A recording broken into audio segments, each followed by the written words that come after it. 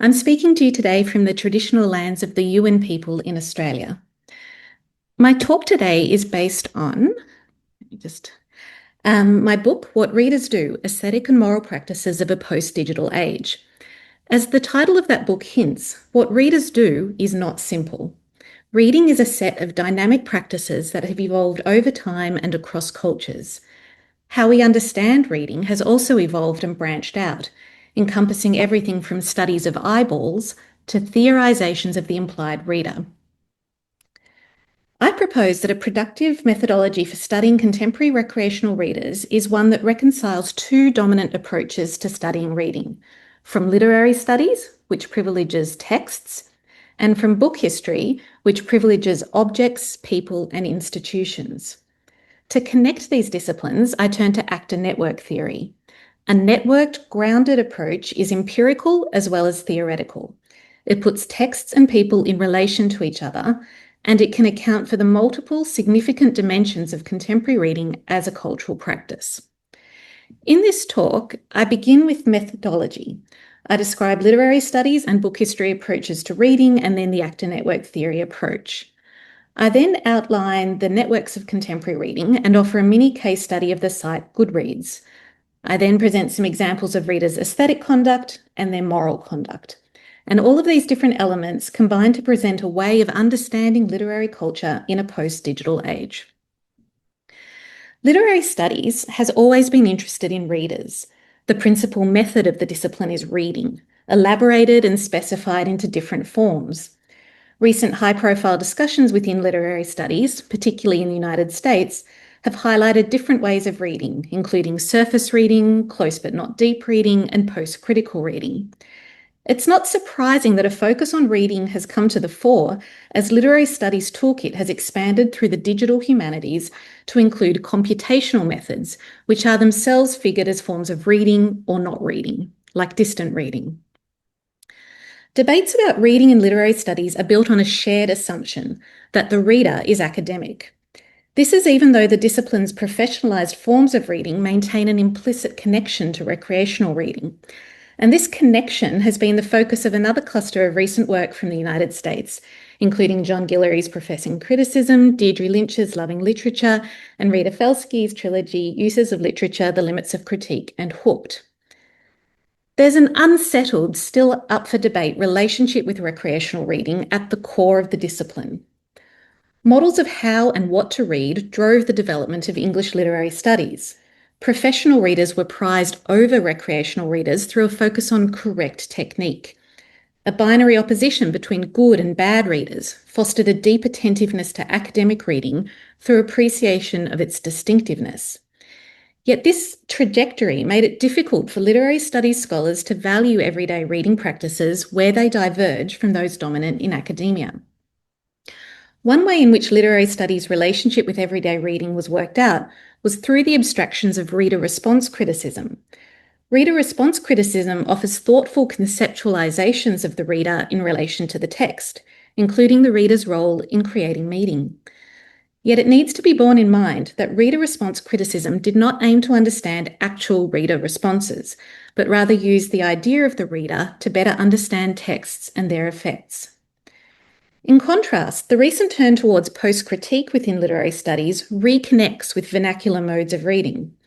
This is the project of Felsky's Uses of Literature, which aims to reinvigorate literary studies by bringing it closer to the forms of attachment between readers and books that are forged through everyday encounters.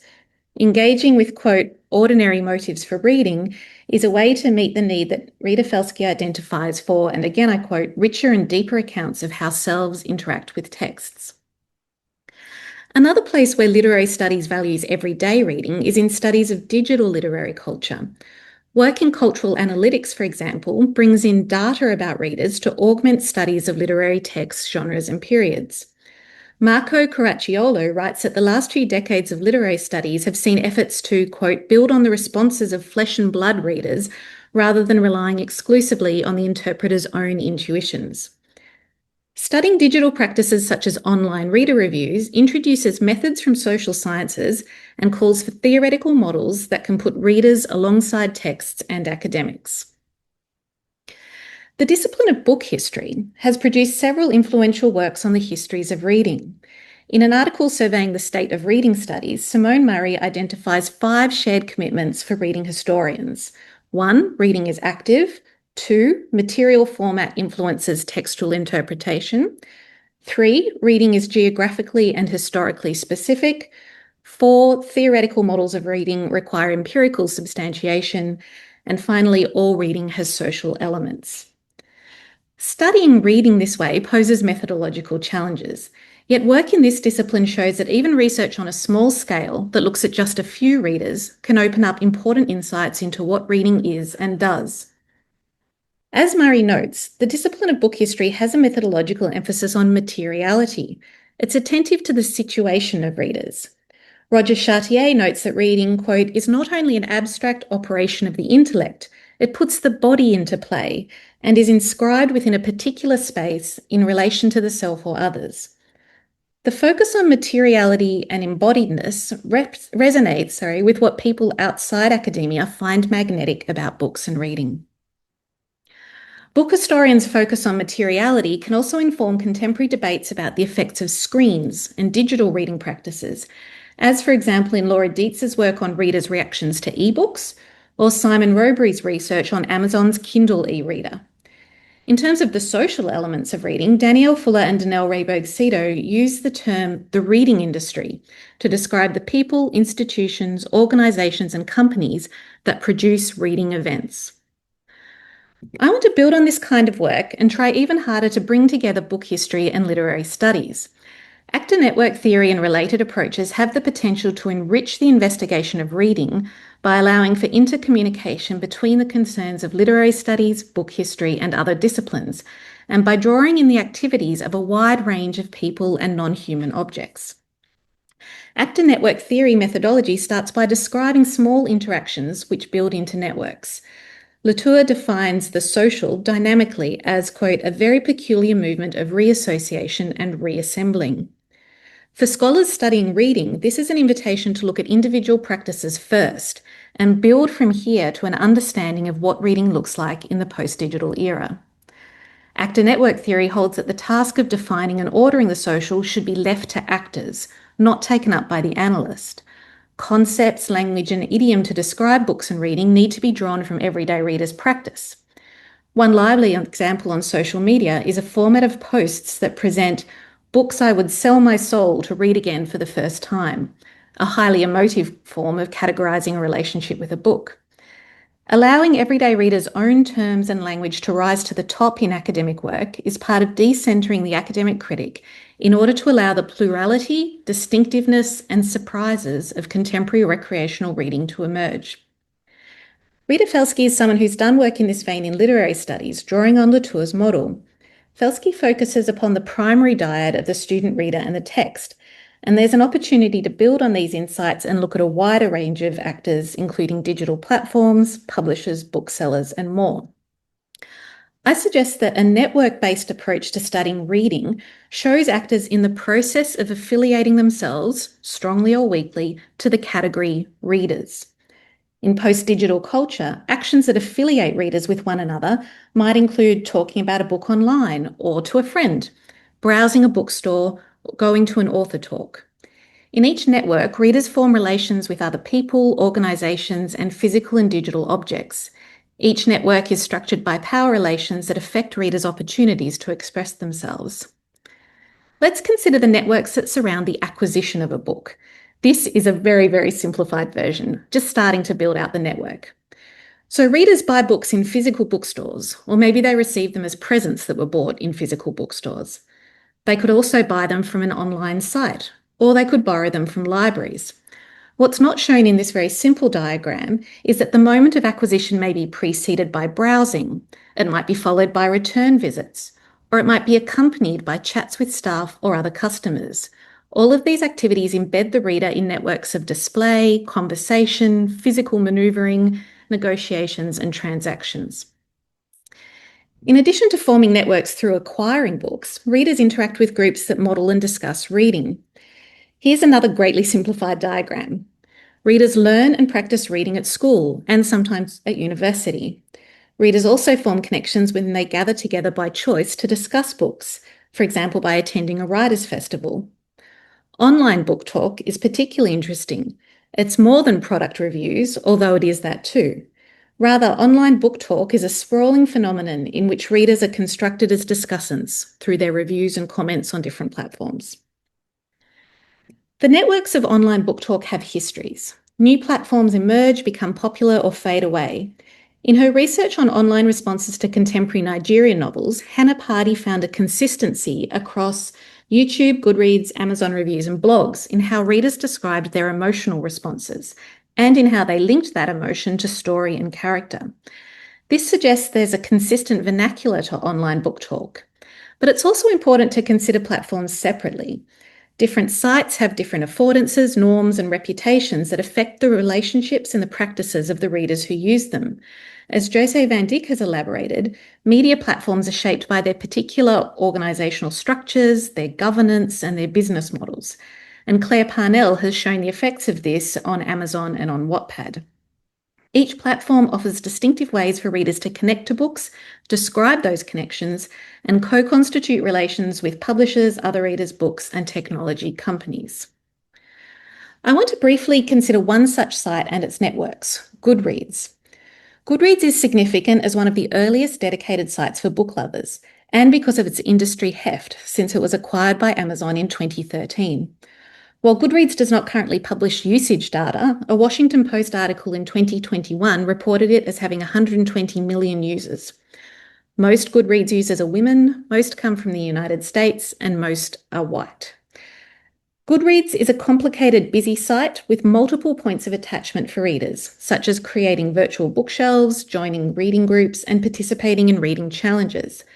The practice of tagging is one of particular significance.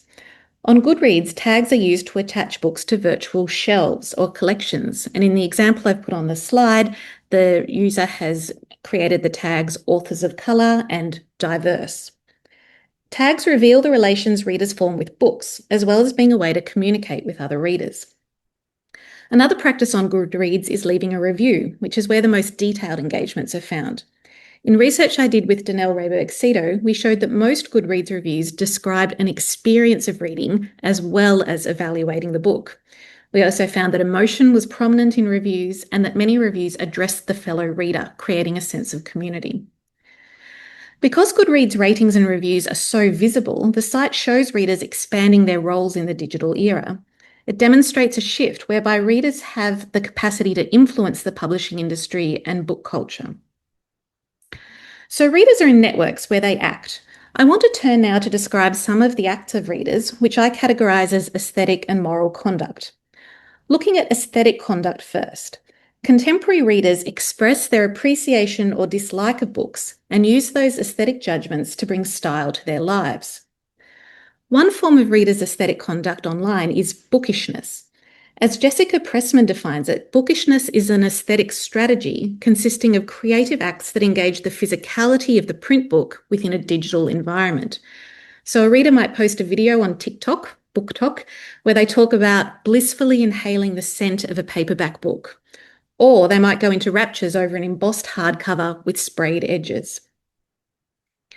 One of the most common sites for bookish aesthetic display is Bookstagram, the term for a corner of Instagram where books are discussed and celebrated. The act of arranging and photographing a book involves a combination of digital and material practices, as Bronwyn Thomas points out in her book Literature and Social Media. The dominant visual brand on Bookstagram is a kind of middle-class feminised domesticity, featuring props such as socks, mugs, and plants. There's a strongly aesthetic purpose to many Bookstagram posts. They're about creating a style and an identity. Online, the term aesthetic is widely used.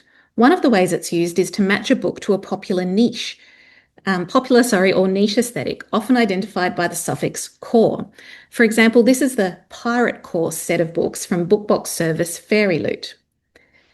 This reader has made a carousel of posts. This reader has identified fantasy books that they see as cottage core, so fantasy books that have a cozy cottage vibe involving nature. And this user has made a carousel of posts that match 3 books each to a certain mood, including books that feel like a slow rainy morning, books that feel like yelling into the void, and books that feel like late night overthinking. So books can be matched to aesthetics. So can readers. This Instagram user has classified readers into different types. And I've just put one example here from the carousel, classic readers, who like worn paperbacks and hardcovers with cracked spines, scribbling in the margins of timeless prose, afternoons in old libraries, tea cooling beside them. So this post exemplifies how some readers can use their reading practices to style their lives. Another kind of practice that readers engage in is moral conduct. Readers form and express moral judgments about characters, authors, publishers, and other readers, as well as those outside a book's world, neighbours, politicians, colleagues, or family members, who they may see reflected in what they read. I'm using the word here moral in an everyday sense that means to do with views about right and wrong, and I see 3 types of moral conduct that readers engage in. First, reading itself is framed as a morally weighted activity. Second, moral judgments are formed by readers about the characters in books. And finally, readers act morally in relation to book culture and the publishing industry, making judgments about the actions and statements of authors and publishers. Let me share some examples of readers' moral conduct online. In this first example, reading is pitched as an activity promoting mindfulness. Reading in this article makes you a better person because it makes you more focused. In this second example, reading is associated with empathy. Former US President Barack Obama told author Marilyn Robinson that some of the most important lessons he learned from novels because they taught him empathy. So reading is morally valuable. In this example, The Thursday Murder Club by Richard Osman, readers are invited to consider the issue of assisted dying and to make moral judgments about different characters in the book as part of weighing their own views about this issue. And finally, this slide shows an example of readers on TikTok who objected to a self-published author who sent out promotional copies of his book, but requested the content creators to make videos with sexual innuendo. This was seen as morally inappropriate behaviour for the BookTok community. So all of those different examples of moral conduct show readers exercising their moral agency and articulating their views through their reading and their relationship with books and authors. There is an incredible variety of practices associated with reading. In this talk, I've presented a network-based view of contemporary recreational reading to show how readers act and interact. The many strands of reader practice that I've pulled out confirm that readers find ways to take pleasure in aesthetic works and use those works to express their own style. And readers test, challenge, and communicate their moral views through their relationship with books. Recreational reading is a creative constellation of practices of value in the present day and for the future. Thank you.